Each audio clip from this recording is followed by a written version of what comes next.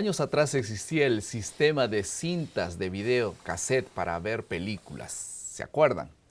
En ese tiempo también existían rebobinadores de cintas para evitar que se gastara aquel aparato llamado o conocido como VHS. Siendo así, entonces, si querían ver nuevamente la película o ver alguna parte importante de la película, solo tenían que rebobinar y así podían ver nuevamente aquel episodio que habían perdido. El problema de la vida es que no tiene botón de rebobinar. Cada día, cada segundo, carga en sí mismo su propio fin. El tiempo es indiscutiblemente una de nuestras fuentes no renovables. Todos los momentos pueden ser recordados, celebrados o lamentados, jamás recuperados.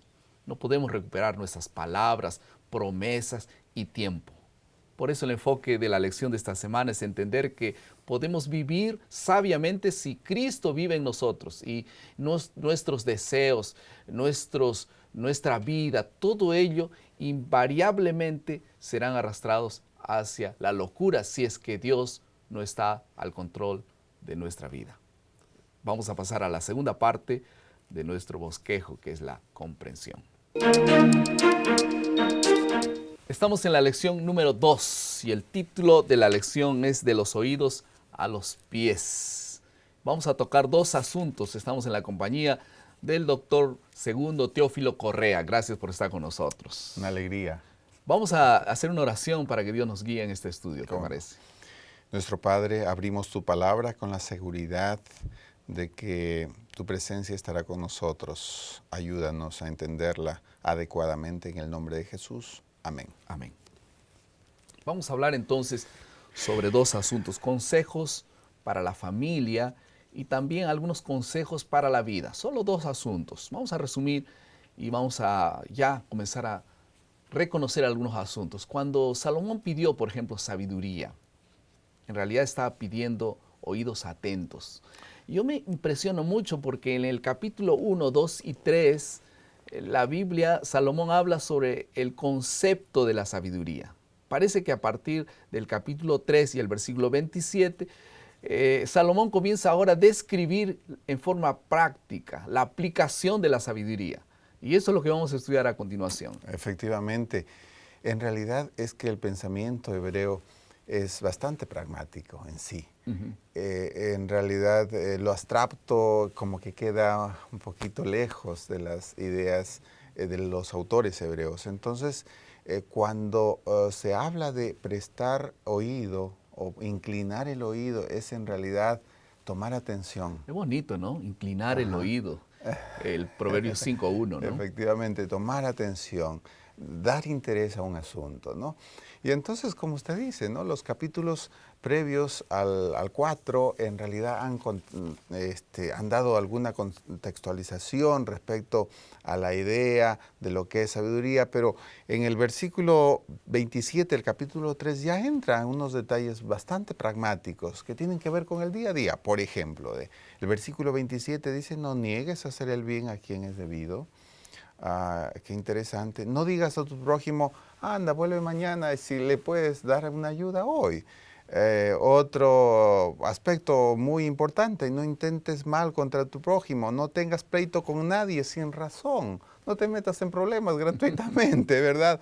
Y entonces tenemos allí muchos otros detalles que resaltan justamente de la practicidad. Ahora, hay otro detalle importante ya en el capítulo 4, donde el autor como que rememora los momentos cuando su padre lo aconsejaba.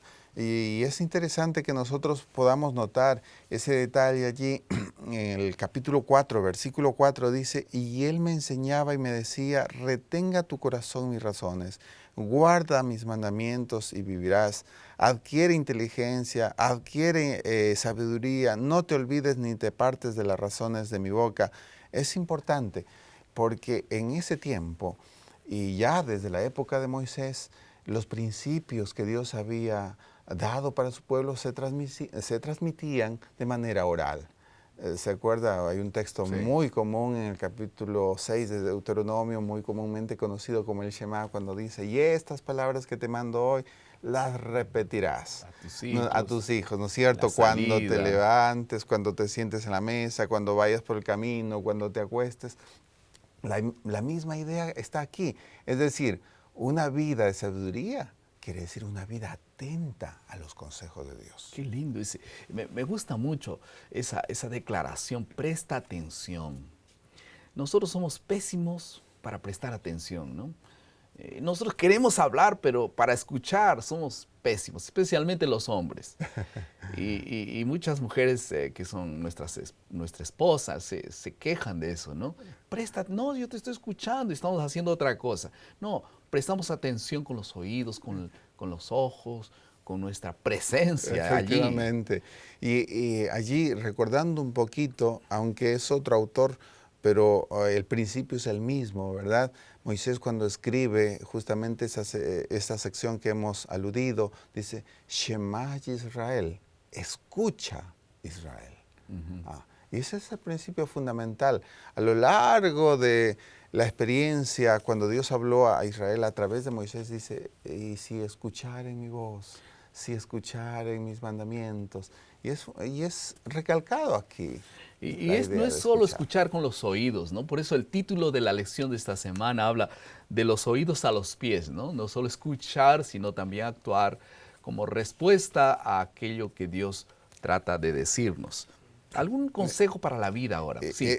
Y es importante, fíjese, este texto. Mire, allí tenemos que mirarlo, no sé si subrayarlo, pastor, en nuestro estudio, y es el que nosotros encontramos, es ese contraste que nosotros encontramos en el versículo 13, 4:13 del libro de Proverbios. Dice Sí. allí, retén el consejo, retén la instrucción, no lo dejes, guárdalo, porque eso es tu vida.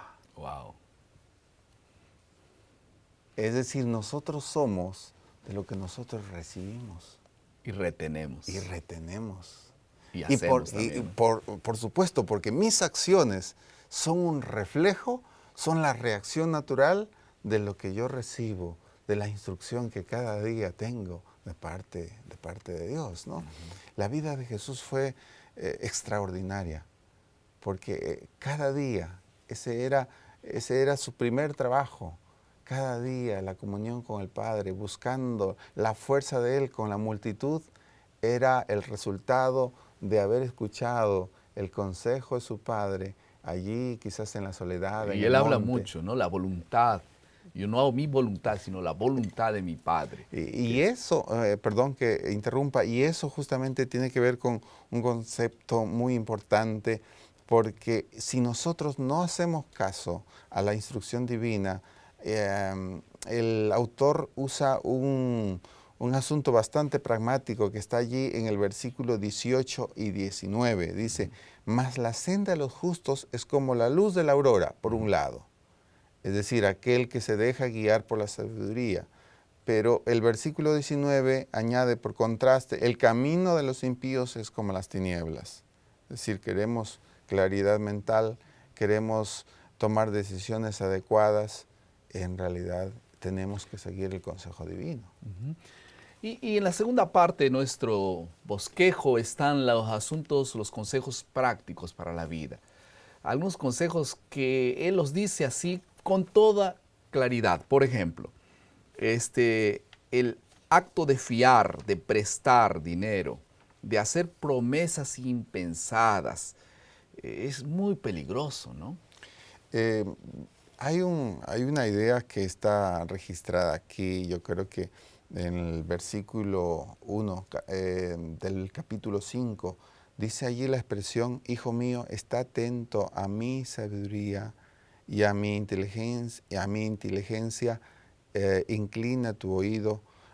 Otras versiones dice, da oído a mi prudencia, porque en realidad necesitamos Prudencia. eso, prudencia, criterio. Muchas veces nos dejamos llevar Por la las emoción. circunstancias, la emoción. De pronto nos metemos en un compromiso financiero porque supuestamente había un rótulo ahí de oferta muy importante sin tomar mayores detalles de lo que eso va a implicar. Entonces, la vida en Cristo, la vida de una persona que es guiada por el Señor, envuelve todos esos aspectos de la vida. Porque cuando uno, digamos, es fiador y después vienen las consecuencias porque aquella persona no pagó, y nos hacemos enemigos de deudas y sufrimientos que son resultado de la falta de sabiduría, de tomar buenas decisiones. Y también la lección habla un poco acerca de la laboriosidad, ¿no? Hebreos o Proverbios capítulo 6, del 6 al 8, el trabajo mantiene viva a una persona, dice, ¿no? Y hay dos razones ahí que habla por qué es que ellos no quieren trabajar, no quieren ser laboriosos, quieren que otros hagan las cosas. ¿Por qué es que las personas, algunas personas, y eso nos pasa a todos nosotros, tenemos la ley del menor esfuerzo, ¿no? Cuanto más esfuerzo haga es malo, cuando debiera ser al revés, ¿no? Efectivamente, ahí hay dos aspectos, dos secciones, el capítulo 6, el versículo 6 hasta el 11, justamente tiende a fortalecer un poco el aspecto de la laboriosidad, como usted bien ha resaltado, porque la bendición del Señor viene cuando su hijo o su hija está haciendo la parte que le toca hacer. Eso es lo que en realidad encierra aquí, ¿no? Es una cita que se conecta muy bien con una expresión en el Camino a Cristo cuando dice que el Señor no vendrá en nuestra ayuda a menos que nosotros estemos haciendo la parte que nos toca hacer. Nosotros anhelamos prosperidad, entonces hagamos también nuestra parte. Y el perezoso tiene dos características también, ¿no? Él solo piensa en el presente, él ni se preocupa por el futuro. Y una segunda característica que menciona allí es que se ocupa apenas consigo mismo, el resto no le importa. Y no solamente eso, pastor, por ejemplo, si nosotros nos extendemos un poquito al versículo 12, es una persona indigna, dice el hombre inicuo, es el que anda con boca perversa. Es decir, no solamente no hace, sino que está metiéndose en líos. La ociosidad le lleva a hacer cosas que realmente no haría si estuviese ocupado, ¿no? Efectivamente, ¿no? El versículo 14 dice, el que con perversidad en su corazón continuamente trama el mal, el que siembra discordia y la desgracia viene de repente. Es decir, el trabajo es una fuente de bendición, porque no solamente retribuye en bienestar, sino que también nos libra de situaciones que con una mente ociosa, con un cuerpo, digamos, solamente buscando lo placentero, en realidad trae unas consecuencias terribles, ¿no? Otro detalle que quizás, no sé si lo pasamos por alto, es justamente lo que denota en el capítulo 5, cuando nos dice que nosotros deberíamos tener cuidado inclusive con nuestras relaciones con alguien que en realidad no es nuestro cónyuge, ¿no? ¿Cierto? Y allí nosotros deberíamos considerar un texto, no sé si podemos ir rapidito un poquito atrás, el versículo 21 dice, hijo mío, no se aparten estas cosas de tus ojos, guarda la ley y el consejo y será vida a tu alma. Si nosotros seguimos las instrucciones, nosotros vamos a disfrutar de ese aspecto que Dios quiere que vivamos en plenitud de vida. Amén. Vamos a pasar a la tercera parte de nuestro bosquejo, que es la aplicación. La única manera de vigilar nuestras palabras, nuestra mente, nuestros actos, es cuando permitimos que Dios se haga cargo de nuestro corazón. Por eso el acto más importante de la vida es ofrecerle nuestra vida, nuestra mente, nuestro corazón. Entonces, como Pablo dijo, ya no vivo yo, mas Cristo vive en mí. Pero eso no ocurre si tú no tienes un encuentro diario con Dios. Por eso es tan importante poder tener hábitos espirituales diarios y personales. Una segunda aplicación. En el versículo 23 del capítulo 4 dice, sobre todas las cosas guardadas, sobre toda cosa guardada, guarda tu corazón, porque de él mana la vida. El corazón se ha ligado con el asiento, las emociones, la mente muchas veces, Y mucho de lo que pasa en nuestra vida depende de lo que nosotros ponemos allí. Tengamos cuidado con los pensamientos, con las cosas que permitimos que lleguen a nuestra mente. Amén. Vamos a pasar ahora a escuchar un resumen de lo que el autor Jacques Ducan piensa sobre la lección de esta semana. Pienso que la respuesta para la primera pregunta, ¿de dónde viene el deseo de ser sabio? Ese deseo viene simplemente de la necesidad de ser sabio. En realidad viene por la experiencia de la necesidad de ser sabio. Experiencia de fracaso cuando tú hiciste algo en que no fuiste sabio y como resultado tú fracasaste. Entonces tú te concientizas de la necesidad por la sabiduría. No es un deseo que viene de la nada. Yo quiero ser sabio, yo quiero tener éxito. En la realidad no existe conexión entre sabiduría y éxito. Tú puedes ser sabio y no tener éxito, y tú puedes tener éxito y no ser sabio. Interesante que Salomón habla sobre eso en otro libro. Él se refiere al pobre como hombre sabio y al rey como un tonto. Entonces es posible tener éxito y ser tonto, y ser pobre y al mismo tiempo ser sabio. Sabiduría no tiene nada que ver con éxito, no es una garantía de tener éxito, es una garantía de ser sabio. Y esto debe ser suficiente. Elena de White comenta que una de las características o principales causas de ineficiencia mental y flaqueza moral es la falta de concentración, la falta de atención a las cosas de Dios.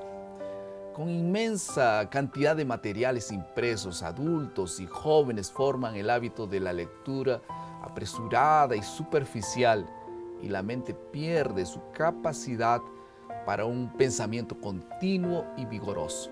Concentración, calma y oración son necesarios para aprovechar bien los momentos de la lectura diaria de la Biblia y la lección de la escuela sabática. Y así entonces el alimento sea bien aprovechado para vivir sabiamente.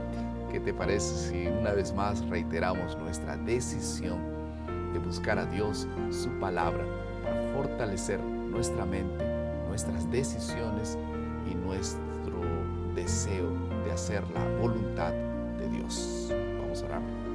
Querido Padre, muchas gracias por tu palabra.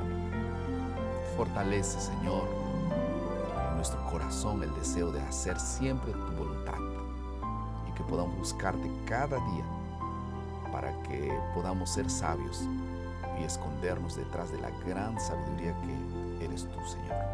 En el nombre de Jesús.